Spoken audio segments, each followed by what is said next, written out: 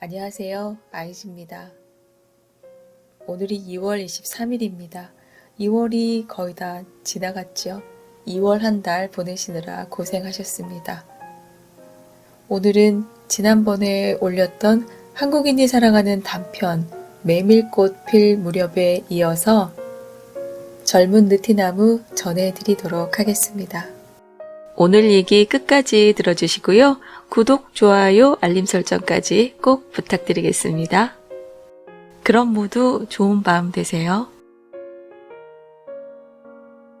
젊은 느티나무 강신재.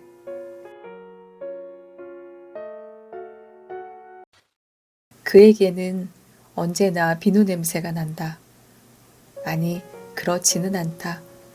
언제나라고는 할 수 없다. 그가 학교에서 돌아와 욕실로 뛰어가서 물을 뒤집어 쓰고 나오는 때면 비누 냄새가 난다.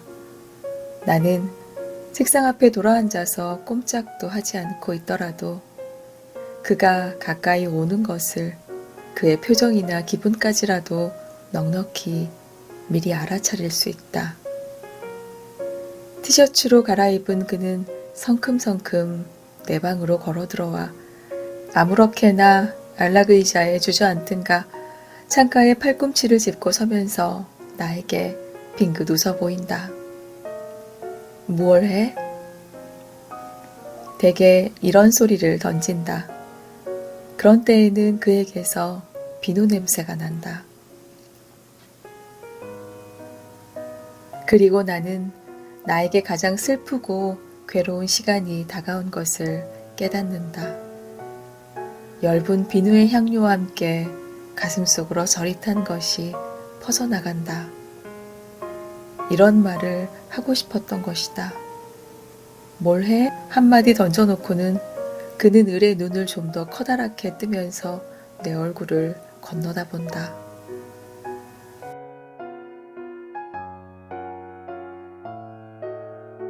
그 눈동자는 내 표정을 살피려는 것 같기도 하고 어쩌면 그보다도 나에게 쾌활하게 웃고 떠들라고 권하고 있는 것 같기도 하다.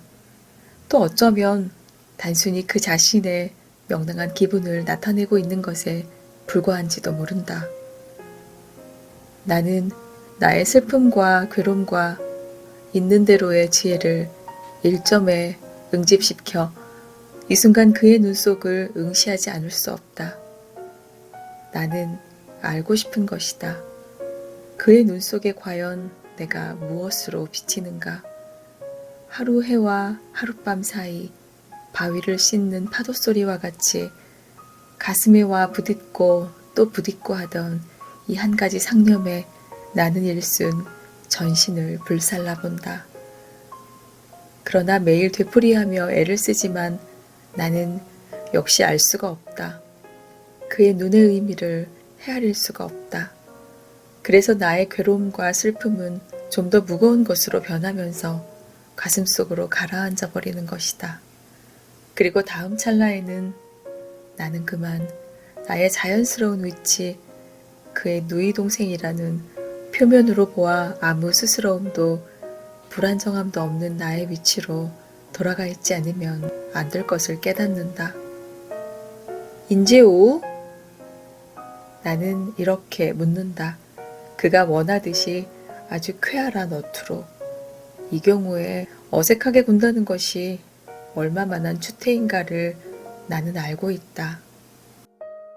내 목소리를 듣고는 그도 무언지 마음이 놓였다는 듯이 고단해 죽겠어. 뭐 먹을 것 좀 안 줄래? 두 다리를 쭉 뻗고 기지개를 켜면서 대답한다. 에이, 성화라니까. 명작 숙제가 막 멋지게 쓰여져 나가는 판인데. 나는 그렇게 투덜거려 보이면서 책상 앞에서 물러난다. 어디 구경 좀 해. 여류 작가가 될 가망이 있는가 없는가 보아줄게. 그는 손을 내밀며 몸까지 앞으로 썩하니 기울인다. 어머나, 싫어. 나는 노트를 다른 책들 밑에다 잘 감추어 두고 아래층으로 내려가서 냉장고 문을 연다.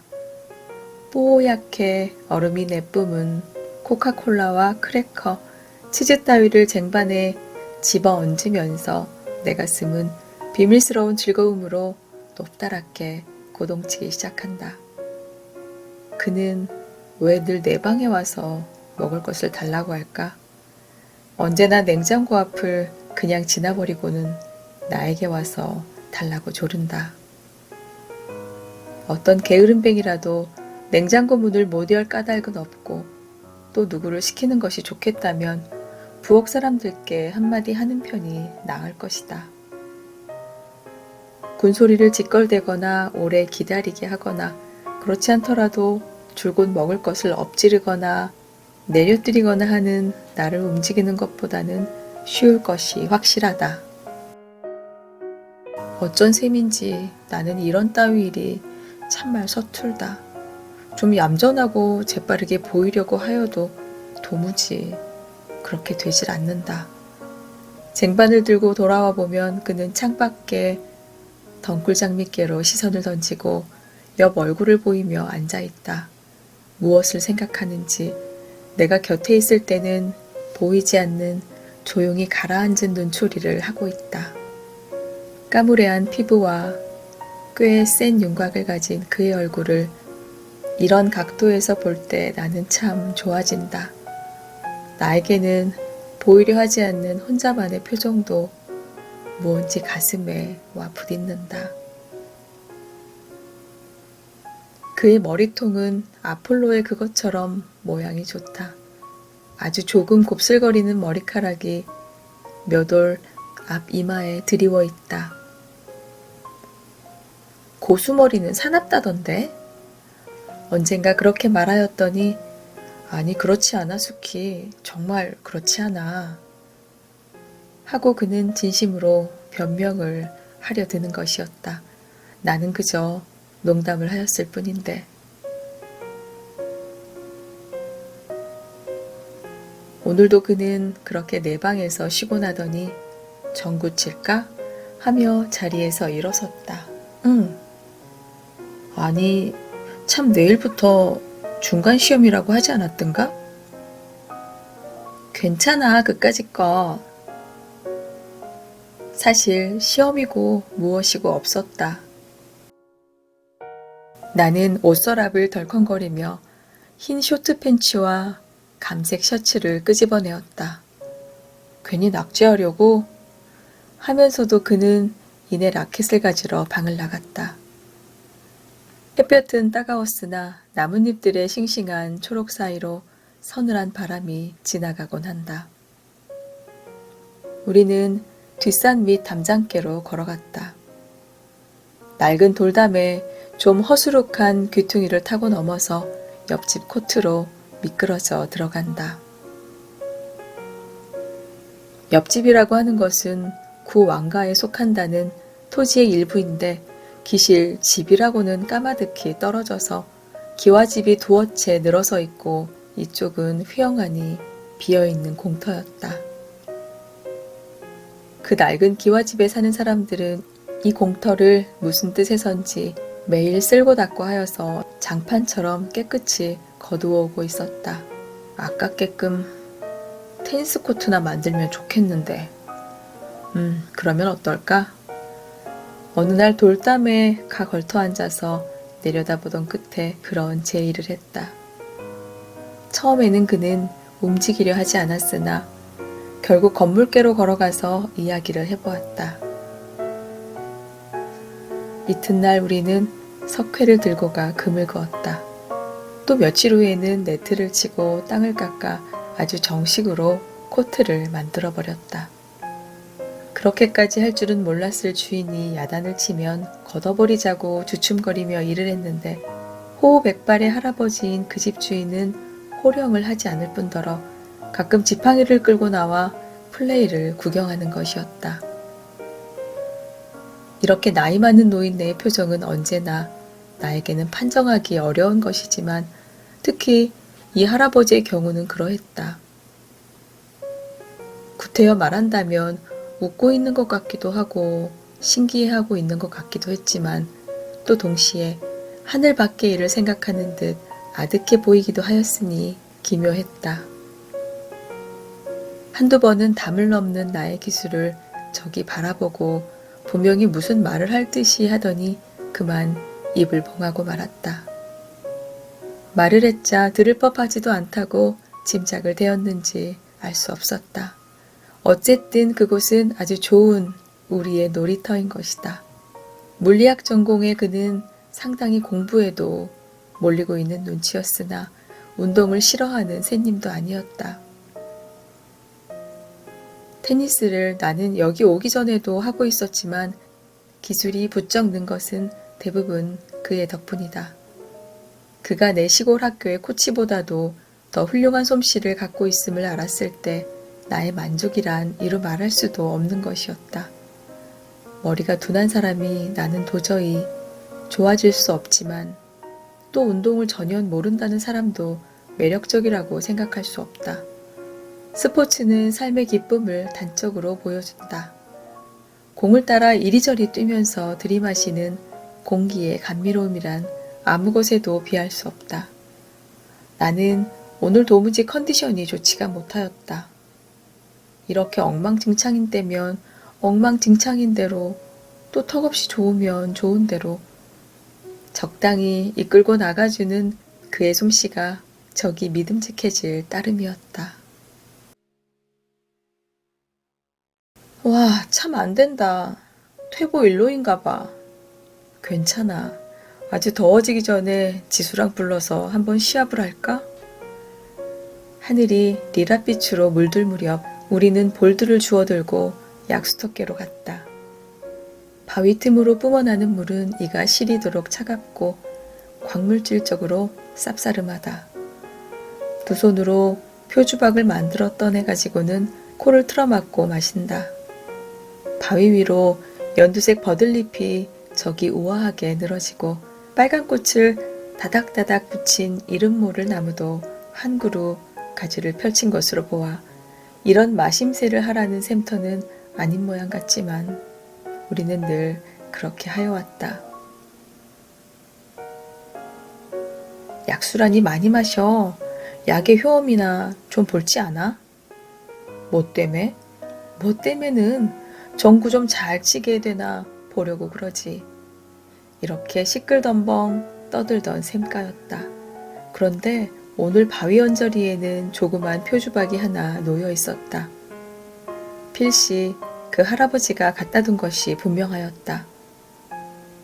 오늘부터 얌전히 마셔야 해. 산신령님이 내려다보신다. 정말 한동안 음전하게 앉아서 쉬었다. 그리고 그는 허리를 굽혀 표주박으로 물을 떴다. 그는 그것을 내 입가에 대어주었다. 조용히 낯선 표정을 하고 있었다. 나에게는 보이는 일이 없는 자기 혼자만의 얼굴의 하나인 것 같았다. 나는 아주 조금만 마셨다. 그리고 얼굴을 들어 그를 바라다 보고 있었다. 그는 나머지를 천천히 자기가 마셨다. 그리고 표주박을 있던 자리에 도로 놓았으나 아주 짧은 사이 어떤 강한 감정의 움직임이 그 얼굴을 휘덮은 것 같았다. 그는 내 쪽을 보지 않았다. 나는 돌연 형언하기 어려운 혼란 속에 빠져들어갔으나 한 가지 뚜렷한 감각을 놓쳐버리지는 않았다. 그것은 기쁨이었다. 나는 라켓을 둘러매고 담장께로 걸어갔다. 오빠. 그는 나에게는 그런 명칭을 가진 사람이었다. 오빠. 그것은 나에게 있어 무리와 부조리의 상징 같은 어휘이다. 그 무리와 부조리에 얽힌 존재가 나다. 나는 키보다 높은 담장 위에서 뛰어내렸다. 그리고 뒤도 안 돌아보고 정원 안을 걸어갔다. 운동화를 벗어들고 맨발로 걷는다. 까실까실하면서도 부드러운 잔디의 촉감이 신이 나 양말을 신고 디딜 생각을 없이 한다. 발바닥에 징을 박아줄까? 어디든지 구두 안 신고 다니게 말이야. 그는 옆에 있을 때면 이런 소리를 한다. 맨발로 무리를 걸으면 고향에 온 것 같아. 아니, 내가 나 자신에게 돌아온 것 같은 그런 마음이 드는걸? 나는 중얼중얼 그런 소리를 짓거리는 것이나 저녁 이맘때가 되면 벼랑간 거의 수습할 수 없을 만큼 감정을 엉클리곤 하므로 그 뒤로 할멈처럼 입을 봉하고 아무런 대꾸도 하질 않는다.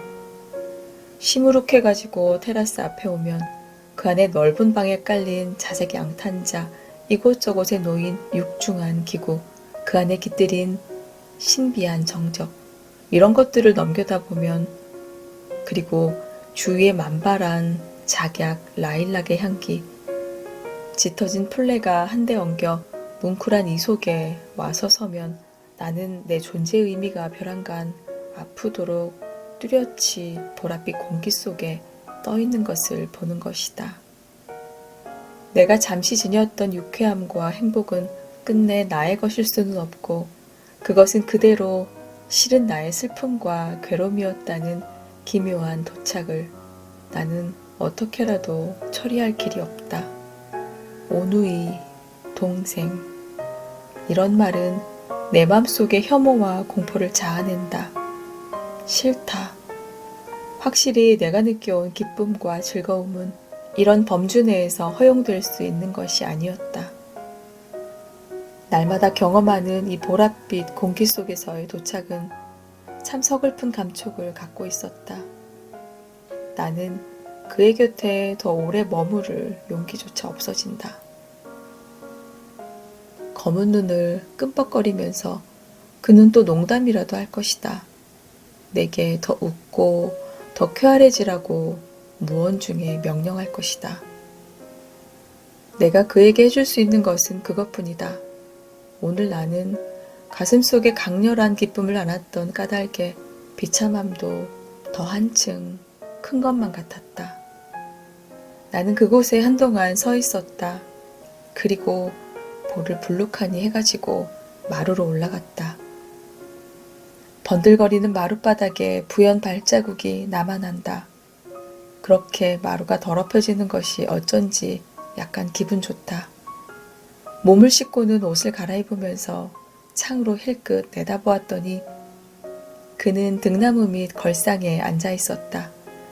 무릎 위에 팔굽을 짚고 월계수계로 시선을 던진 모양이 무언지 고독한 자세 같아 보였다. 그도 조금은 괴로운 것일까? 그러나 무슨 도리가 있담? 까닭없이 그에 대해 잔인해지면서 나는 그렇게 혼잣말을 하였다. 나는 방에 불도 켜지 않고 밖에서 보이지 않을 구석에 가만히 앉아 내다보고 있었다. 주위가 훨씬 어두워진 연후에 그는 벤치에서 일어났다. 그리고 사라지기 전에 한참 내 창문께를 보며 서 있었다. 나는 어느 때까지나 불을 켜지 않았다. 저녁을 먹으러 내려가지도 않았다. 그 대신 그가 마시다만 코크의 잔을 집어들었다. 그리고 가만히 입술을 대었다. 아까 그가 내가 마신 표주박에 입술을 대었듯이.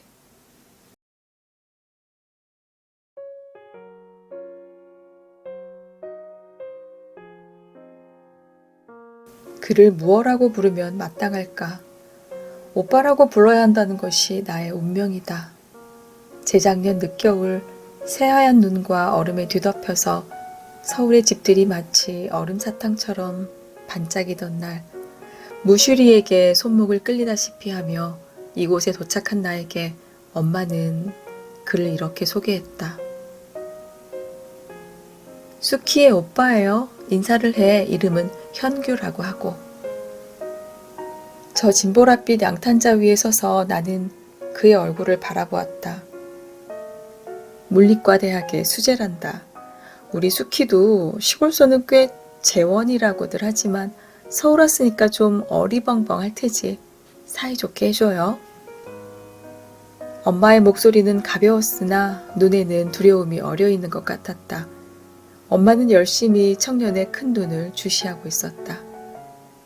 부인에게 다갈색 스웨터를 입고 그보다 엷은 빛깔의 셔츠깃을 내보인 그는 짙은 눈썹과 미간 언저리에 약간 위압적인 느낌을 갖고 있었으나 큰 두 눈은 서늘해 보였고 날카로움과 동시에 자신에서 오는 너그러움, 침착함 같은 것을 갖고 있는 듯해 보였다. 전체 윤곽이 단정하면서도 억세고 강렬한 성격의 사람일 것 같았다. 다만 턱과 목 언저리의 선이 부드럽고 델리킷하여 보였다. 키도 어깨폭도 표준형인 듯하고 우선 수제 비슷해 보이기는 하는걸 하고 나는 마음속으로 채점을 하였다. 물론 겉보매만으로 사람을 평가할 만큼 나는 어리석은 계집애는 아니었지만 내가 그의 눈을 쏘아보자 그는 눈이 부신 사람 같은 표정을 하면서 입술 한쪽으로 조금 웃었다. 그것은 약간 겸연쩍은 것 같기도 하였지만 혼자 고소하고 있는 것 같지도 보였다. 자기를 재어보고 있는 내 맘속을 환히 들여다보는 때문일까. 그러자 나는 날카로운 관찰을 당하고 있는 듯한 긴장을 느꼈다. 그러나 그는 지극히 단순한 태도로 참 잘 왔어요.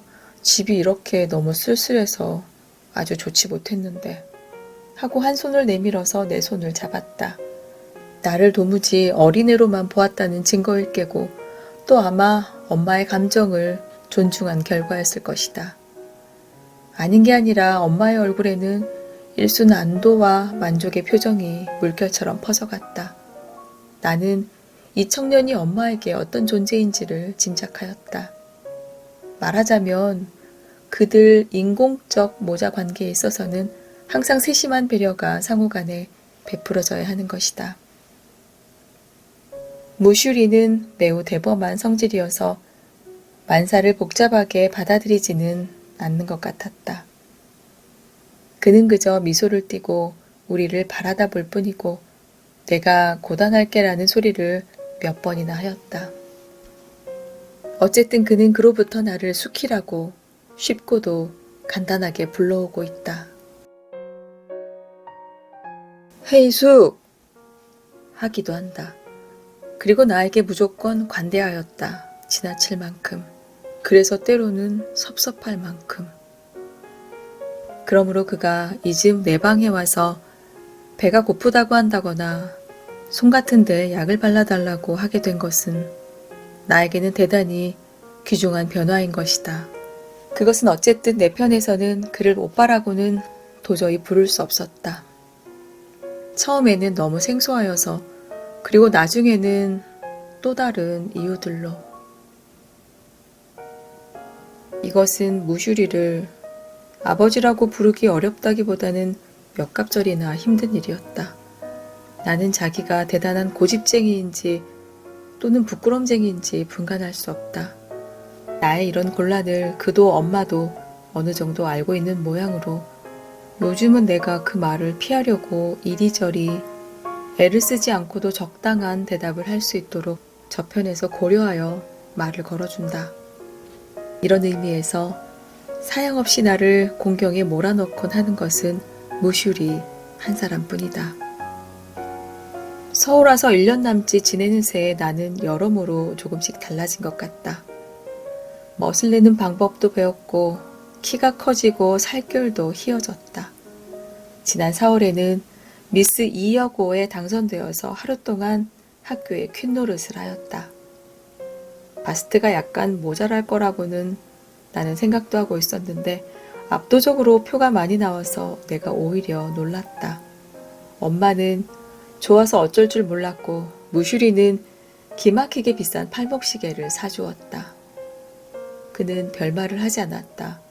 농담조차 하지 않았다. 축하한다고 한번 그것도 아주 거북살스러운 투로 말하고는 무언지 수줍은 것 같은 얼굴을 하고 있었다.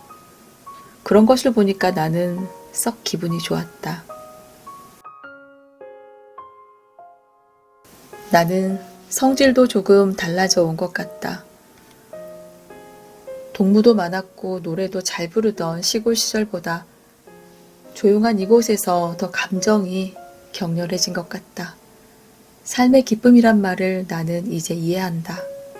이 집의 공기는 안락하고 쾌적하고 엄마와 무슈리와의 관계로 하여 약간 로맨틱한 색채가 감돌고 있기도 하다. 서울의 중심에서 떨어진 S촌의 숲속 환경도 내 맘에 들고 무슈리가 오래전부터 혼자 살아왔다는 담쟁이 덩굴로 온통 뒤덮인 낡은 벽돌집도 기분에 맞는다. 그는 엄마에게 예절 바르고 친절하고 무슈리는 내가 건강하고 행복스러운 얼굴만 하고 있으면 어느 때고 지극히 만족해하고 있다. 그는 어느 사립대학의 경제학 교수인데 약간 뚱뚱하고 약간 호인다워 보인다.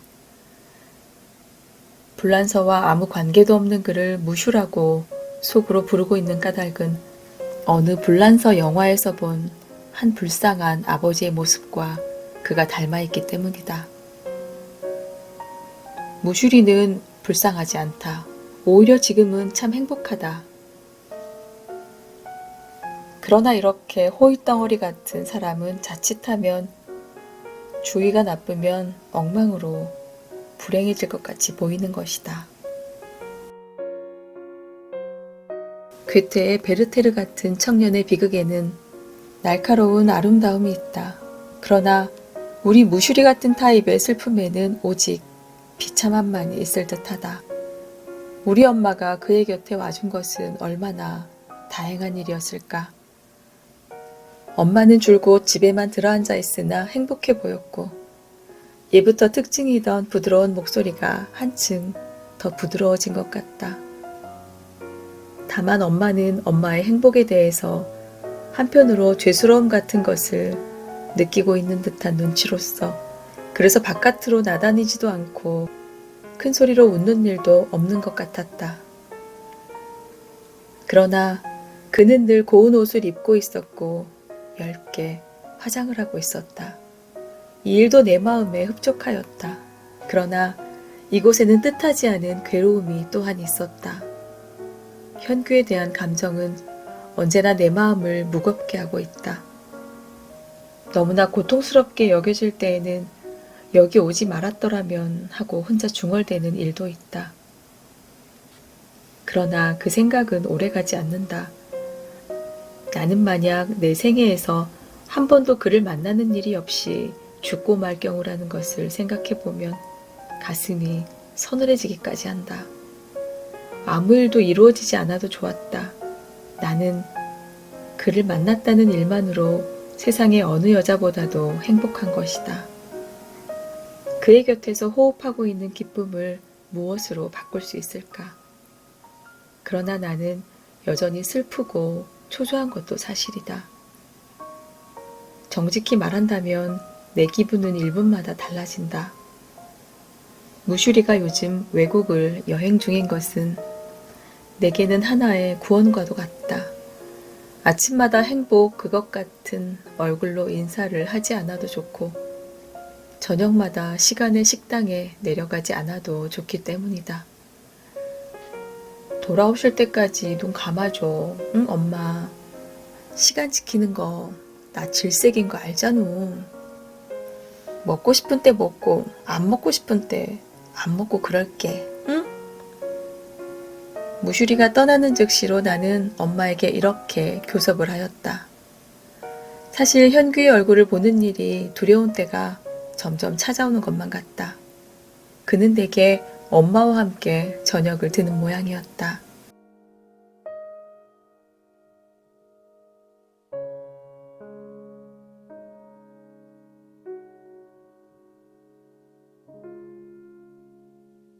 예절 바른 그가 식당에서 엄마의 상대를 하고 있을 동안 나는 멍하니 창가에 앉아서 저물어가는 하늘을 바라보고 있다. 군데군데 작은 집들이 몰려있는 촌락과 풀숲과 번득이는 연못 같은 것들이 있는 넓은 들판 너머에 무디게 빛나는 강이 흐르고 있다. 강은 날씨와 시간에 따라 플래티나같이 반짝이기도 하고 안개처럼 온통 뽀얗게 흐려버리기도 한다. 하늘이 보랏빛으로부터 연한 잿빛으로 변하여가는 무렵이면 그 강도 부드러운 회색 구름과 한 덩이가 되었다. 나는 여러 가지 감정이 뒤범벅이 된 혼란 상태에서 자기를 건져내야 한다고 어두운 강물을 바라보며 늘 생각하는 것이었다.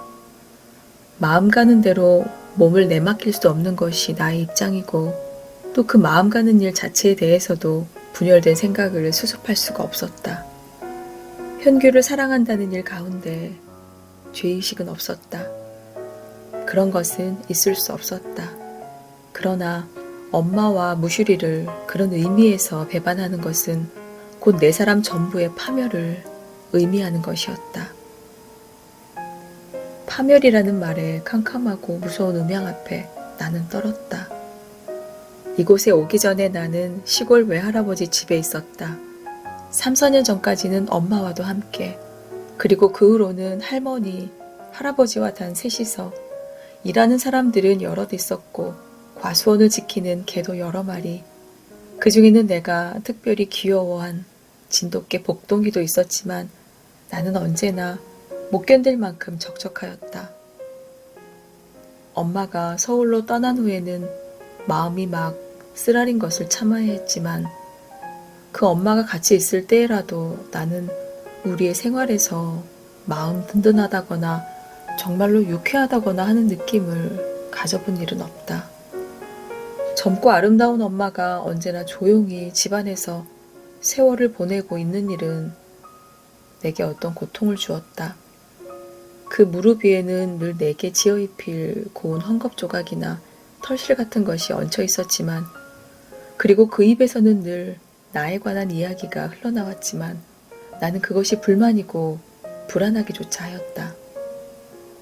그런 걸 만들어주지 않아도 좋으니 다른 애들 엄마처럼 집안 살림에 복귀여서 때로는 악도 쓰고 나더러 야단도 치고 어린애도 둘러엎고 다니고, 말하자면 그녀 자신의 생활을 하고 있으면 나도 흐뭇할 것 같았다. 할아버지도 나에게와 마찬가지로 엄마에게도 그저 유하고 부드럽기만 하였다.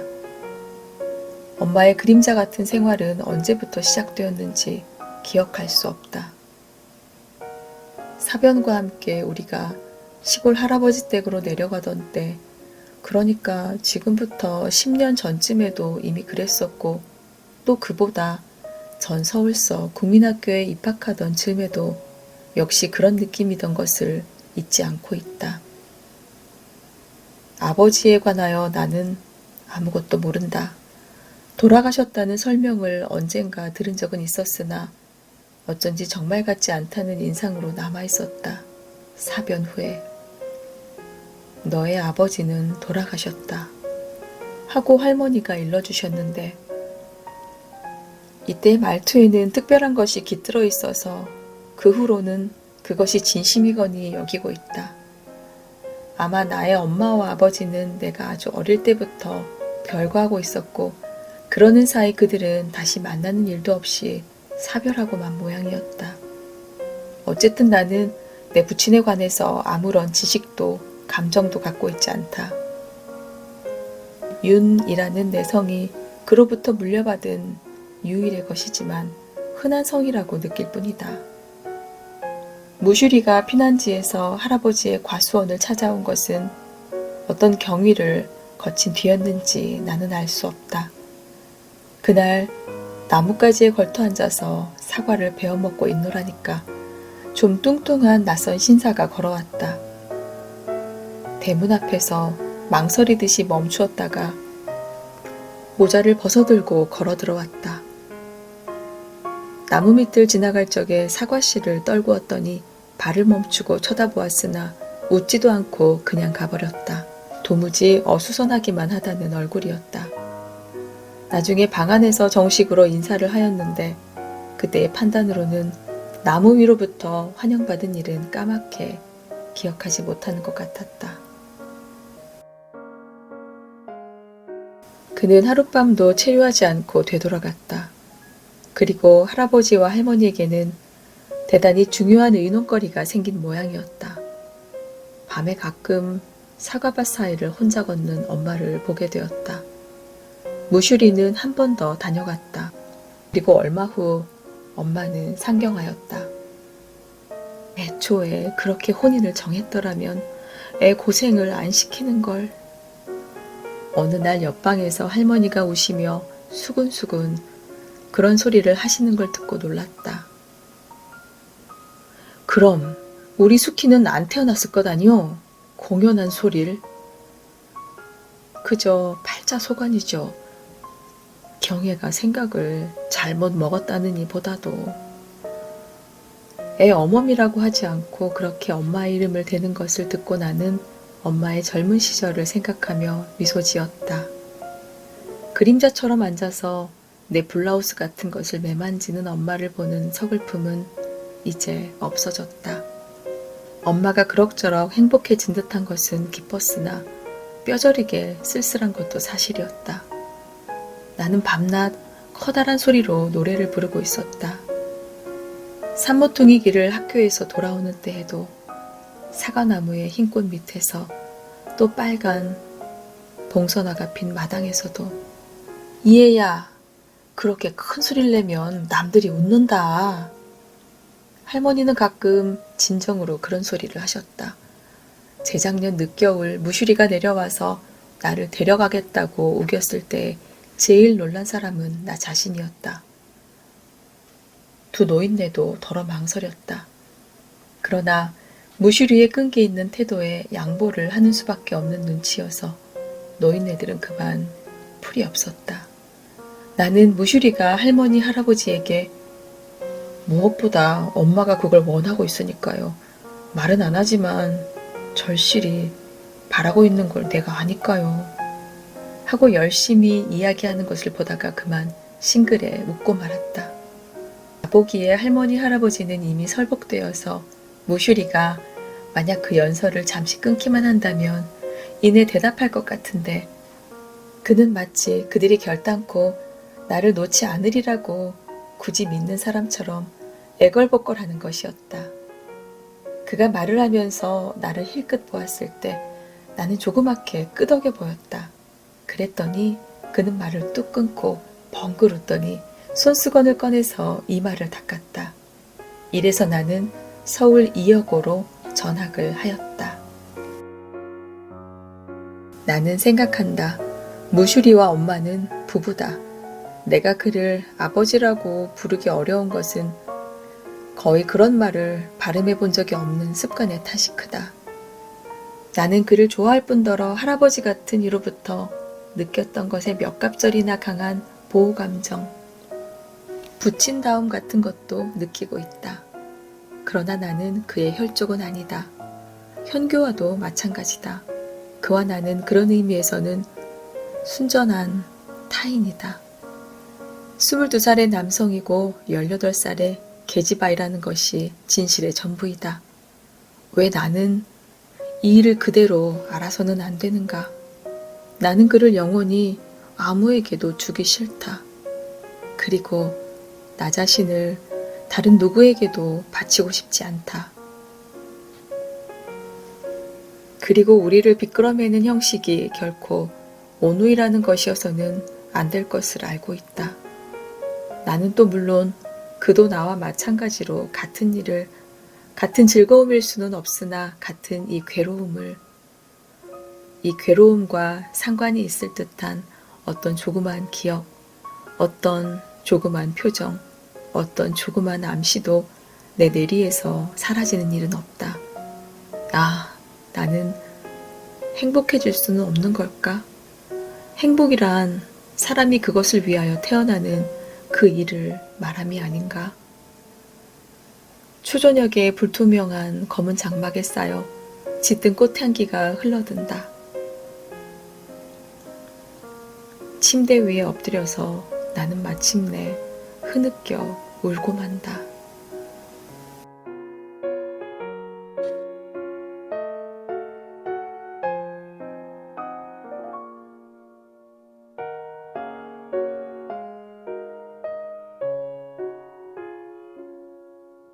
수키야, 나 이런 거 주웠는데. 일요일 아침 아래층으로 내려가니까 소파에 앉아있던 엄마가 손에 쥐었던 봉투 같은 것을 들어보였다. 뭔데? 나는 가까이 갔다. 그리고 겸연쩍었지만 하는 수 없이 어디서 주웠어 이걸? 하면서 손을 내밀어 그것을 잡으려고 하였다. 잠깐 거기 좀 앉아봐.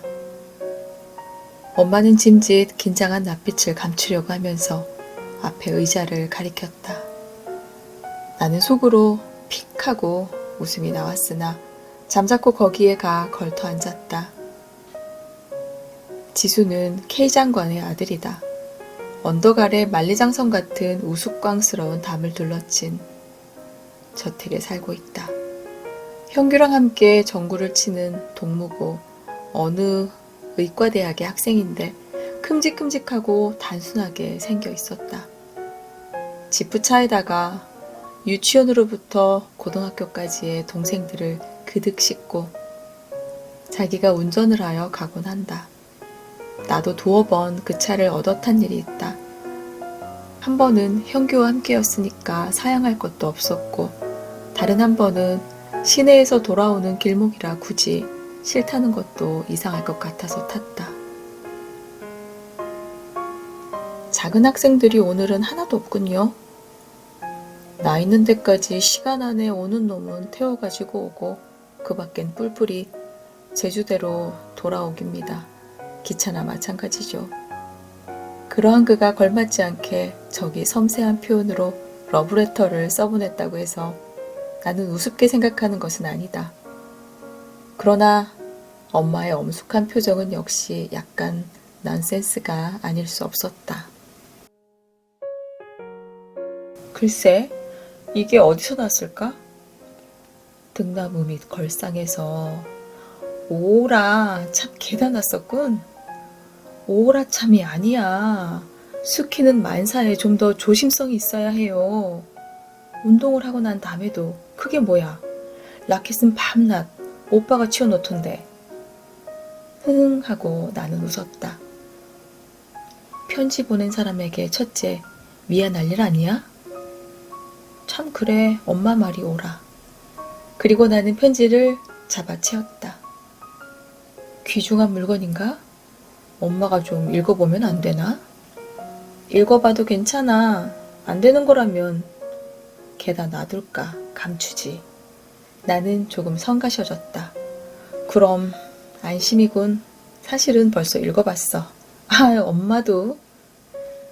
그런데 엄마가 얘기하고 싶은 건 수키가 자주 주위에 일어나는 일들을 이런 편지에 관한 거라든지 또 그 밖의 일들 혼자 처리하지 말고 그 요점만이라도 엄마한테 의논해주면 좋겠어. 그건 그렇게 해야만 하는 거야. 듣고 있던 사이에 나는 점점 우울해져서 잠시라도 속히 이 자리에서 떠나고 싶은 생각밖에는 없어졌다. 엄마가 언제나 수키 편에 서서 생각하리라는 건 알고 있겠지? 응. 나는 선대답을 해놓고 천천히 밖으로 걸어나갔다. 엄마의 아들을 사랑하고 있어요. 이렇게 말한다면 엄마는 어떤 모양으로 내 편에 서줄까? 엄마 힘에는 미치지 않는 일이었다. 무슈리의 힘에도 미치지 않는 일이었다. 나는 편지를 주머니에 구겨놓고 아침 이슬로 무릎까지 폭삭 적시면서 경사진 풀밭을 걸어 내려갔다. 되도록 사람을 만나지 않을 방향으로 멀리 늪이 바라다 보이는 쪽으로 천천히 걸음을 옮겨갔다. 아카시아의 숲이니 보리밭이니 잡목 곁을 지나갔다. 형규와의 사이는 요즘 어느 때보다도 비관적인 상태에 놓여 있는 것 같았다. 나는 그와 마주치기를 피하고 있었다. 웃고 농담을 하고 아무것도 아닌 채 헤어지는 고통이 참기 어려운 것이다. 그가 예사 얘기를 하여도 나는 공연히 화를 냈다. 그러면 그는 상대를 안 해주었다. 머리 위에서 새들이 우짖었다. 하늘은 깊은 바닷물 속같이 짙푸르고 나무 잎새들은 빛났다. 여름같이 무르익어 가고 있었다. 상수리 숲이 늪의 방향을 가려버렸으므로 나는 풀이에 앉아 턱을 괴고 생각에 잠겼다. 세계적인 발레리나가 되어 보석처럼 번쩍이면서 무대 위에서 그를 노려보아줄까. 한 번도 귀담아 들은 적은 없지만 내 발레 선생은 늘 나에게 야심을 가지라고 충동을 한다. 그러면 그는 평범한 못생긴 와이프를 데리고 보러 왔다가 가슴이 아파 터질 터이지. 아주 짧은 동안 그것은 썩 좋은 생각인 듯 내 맘속에 머물렀다. 그러고는 물거품처럼 사라져 없어졌다. 그러고는 이어 그에게 아무것도 바라지 말고 식모처럼 그저 봉사만 하는 일에 감사를 느끼자는 생각이 떠올랐다. 그러자 슬픈 마음이 들기도 전에 발등위로 눈물이 한 방울 굴러떨어졌다. 나는 일어나서 돌아가려고 하였다. 그때 와삭거리고 풀에 치는 소리가 등 뒤에서 나며 늘씬하게 생긴 새터 한 마리가 나타났다. 그 줄을 지고 지수가 걸어왔다. 건강한 체구의 연회색 스포츠웨어가 잘 어울린다. 그의 뒤에서 10살 전후의 사내애와 계집아이가 둘 장난을 치면서 달려나왔다. 지수는 나를 보고 좀 당황한 듯 하였으나 이내 흰이를 보이며 웃으면서 다가왔다. 안녕하셨어요? 산보입니까? 네, 돌아가는 길이에요. 아이들은 우리를 세에 두고 떠들어대면서 잡기 내기를 한다. 지수는 한 아이를 붙들어 새털을 맨 줄을 들려주고는 어서 앞으로들 가라고 손짓하였다. 우리는 잠자코 한동안 함께 걸었다. 아카시아의 숲새 길에서 그는 앞을 향한 채 불쑥 편지 보아주셨죠? 하고 겸연쩍은 듯한 소리를 내었다. 네. 회답은 안 주세요? 나는 네, 어떻게 써야 할지 모르겠어요. 했다. 그는 성급하게 고개를 끄덕거렸다. 귀가 좀 빨개진 것 같았다. 그러나 여하간 제 의사를 알아주시긴 했겠죠? 나는 그렇다고 하였다. 그리고 이야기를 끝맺기 위해서 형규가 가까이 또 전구를 치자고 하더라는 말을 했다. 네, 가죠.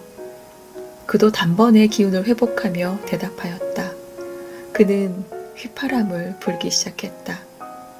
그의 휘파람을 들이며 집 가까이까지 왔다. 오늘 대단히 기뻤습니다. 감사합니다. 그는 조금 슬픈 어조로 인사를 하였다. 그리고 내 어깨로 기어오르는 풀벌레를 떨구어 주었다. 안녕히 가세요. 그리고 연습 많이 하세요. 저희들 팀은 아주 세졌으니까요. 그는 다른 일을 생각하고 있는 듯 입술을 문 채 끄덕끄덕 하였다. 잡석을 접은 좁단 층계를 뛰어오르자 나는 곧장 내 방으로 올라갔다. 지수가 하듯이 휘파람을 불고 있었다. 어쨌건 기운을 잃어서는 안 된다는 생각이었다. 내 팔뚝이나 스커트에는 아직도 풀과 이슬의 냄새가 묻어있는 듯 했다. 나는 기운차게 반쯤 열린 도어를 밀치고 들어선다. 뜻밖에도 거기에는 현규가 이쪽을 보며 서 있었다. 내가 없을 때 그렇게 들어오는 일이 없는 그라에서 놀란 것은 아니었다. 그는 몹시 화낸 얼굴을 하고 있었다. 너무도 맹렬한 기세에 나는 주춤한 채 어떻게 해야 할지를 모르고 있었다. 어딜 갔다 왔어? 낮은 목소리에 힘을 주고 말한다. 편지를 거기에 둔 건 나 읽으라는 친절인가? 그는 한 발 한 발 다가와서 내 얼굴이 그 가슴에 닿을 만큼 가까이 섰다. 어디 갔다 왔어? 나는 입을 꼭 다물었다. 죽어도 말을 할까 보냐고 생각했다. 벼랑간 그의 팔이 쳐들리더니 내 뺨에서 찰싹 소리가 났다. 화끈하고 불이 일었다. 대번에 눈물이 빙글 돌았으나 그는 거들떠보지도 않고 방을 나가버렸다. 나는 멍청하니 창밖으로 시선을 던졌다. 연회색 셔츠를 입은 지수가 숲 새길을 걸어가고 있는 것이 보였다. 그리고 조금 전에 지수가 풀벌레를 털어주던 자리도 손에 잡힐 듯이 내려다 보였다. 전류 같은 것이 내 몸속을 달렸다. 나는 깨달았다. 현규가 그처럼 자기를 잃은 까닭을. 부풀어 오르는 기쁨으로 내 가슴은 금방 터질 것 같았다. 나는 침대 위에 몸을 내던졌다. 그리고 새우처럼 팔다리를 꼬부려 붙였다. 소리내며 흐르는 환희의 분류가 내 몸속에서 조금도 새어나가지 못하도록.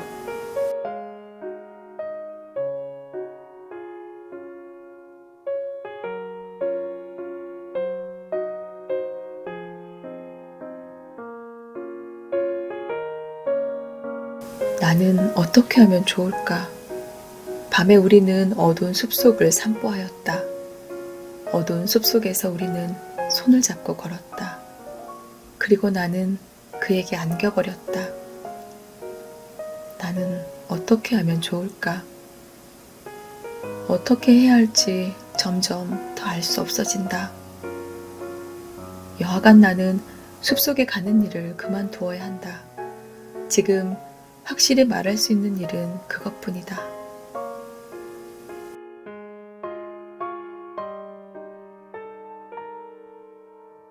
학교에서 돌아오니까 엄마가 기다린다고 안방으로 가라고 했다. 요즘은 인사도 않고 나가고 들어오던 나는 우선 가슴이 철컥 내려앉았다. 인제 오니? 그런데 얼굴이 파랗구나. 어디 나쁜 것 아닌가? 엄마는 내 이마에 손을 얹어보았다. 오빠는 밤 늦어야 돌아오고 수키도 이렇게 부르지 않으면 보기 어렵고. 엄마는 조금 웃었다. 아무것도 알지 못하는 웃음 같았다. 편지가 왔는데 어쩌면 엄마가 미국에 가야 할지도 모르겠어. 그렇게 되면 1년이나 아마 그쯤은 못 돌아올 것 같은데 수키하고 오빠를 버리고 가기도 어렵고 그래 싫다고 몇 번이나 회답을 냈지만 엄마는 조금 외면을 하였다. 어떨까? 오빠는 찬성을 해주었는데. 그러면서 내 눈속을 들여다보았다. 나도 좋아요. 우리는 그러면 구체적으로 어떻게 할지는 내일이라도 의논하지. 큰댁 할머니더러 와 계셔 달랄까? 그래도 미덥지 않긴 마찬가지고. 큰댁의 꼬부랑 할머니는 사실 오나마나 마찬가지였다. 엄마가 없는 이 집에서 어떤 일이 일어나려고 하는 걸까? 현규와 단둘이 있어야 할 일을 생각하니 얼굴에서 핏기가 가시었다. 아무도 막아낼 수 없는 운명적인 사건이 이미 숲속에 가지 않는 것쯤으로는 어찌할 수도 없는 벅찬 일이 생기고야 말 것이다. 잠을 잘 수가 없었다. 내 온 신경은 가엾은 상처처럼 어디를 조금만 건드려도 피를 흘렸다. 며칠이 지나니까 나는 더 견딜 수 없어졌다. 할머니한테 갔다 온다고 우겨대어서 서울을 떠났다. 다시는 그곳에 돌아가지 않으리라 결심하였다. 다시는 학교에 다니지도 않으리라고 마음먹었다. 내 삶은 일단 여기서 끝막았다고 그렇게 생각을 가져야만 이 모든 일이 수습될 것 같이 여겨졌다. 그것은 칼로 살을 도려내는 듯한 아픔이었다. 그러나 다른 무슨 일을 내 머리로 생각해낼 수 있었을까? 날이면 날마다 나는 뒷산에 올라갔다. 1시간 남짓한 거리에 여승들의 절이 있다. 나는 절이라는 곳이 몹시 싫었으나 거기를 좀 더 지나가면 마음에 드는 장소가 나타났다. 들장미의 덤불과 젊은 나무들의 초록이 바람을 맞는 등성이었다. 바람을 받으면서 앉아있곤 하였다. 젊은 느티나무의 그루 사이로 들장미의 옅은 훈향이 흩어지곤 하였다. 터키즈 블루의 원피스 자라기에 흰 꽃잎은 찬란한 하늘 밑에서 이내 색이 바래고 초라하게 말려들었다. 그러고 있다가 시선을 들었다. 다음 찰나에 나는 나도 모르게 일어서 있었다. 현규였다. 그는 급한 비탈을 올라오고 있었다. 입을 일자로 다물고 언젠가처럼 화를 낸 것 같은 얼굴이었다. 아니, 일자로 다문 입은 좀 슬퍼 보여서 화를 낸 것 같은 얼굴은 아니었다. 그가 2, 3미터의 거리까지 와서 멈추었을 때 나는 내 몸이 저절로 그 편으로 내다른 것 같은 착각을 느꼈다. 사실은 그와 반대로 젊은 느티나무 둥치를 붙든 것이었다.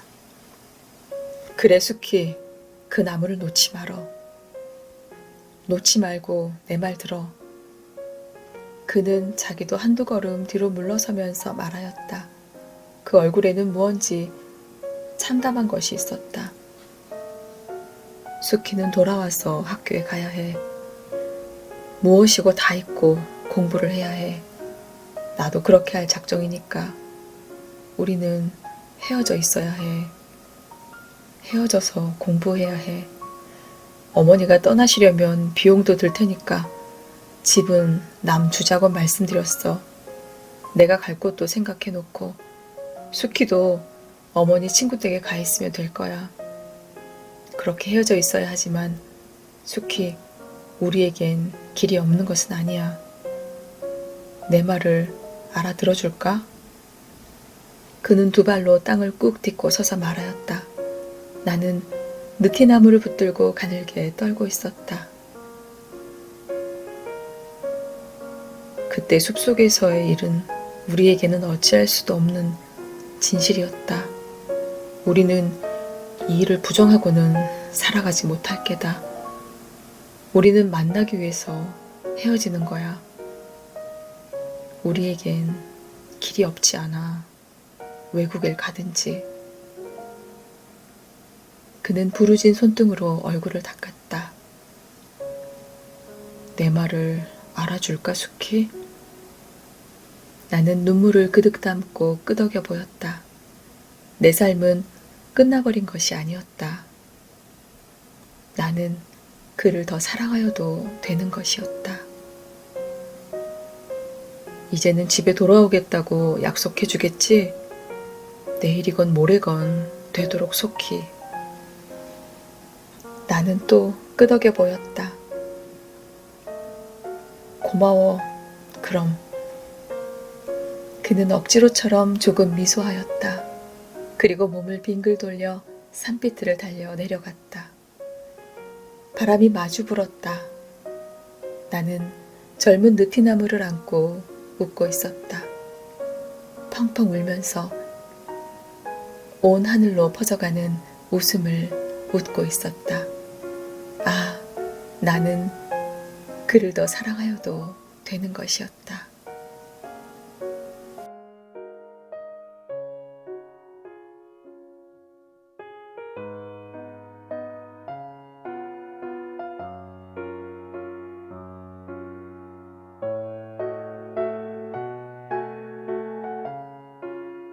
여러분의 구독과 좋아요, 알림 설정은 채널 성장에 큰 힘이 됩니다.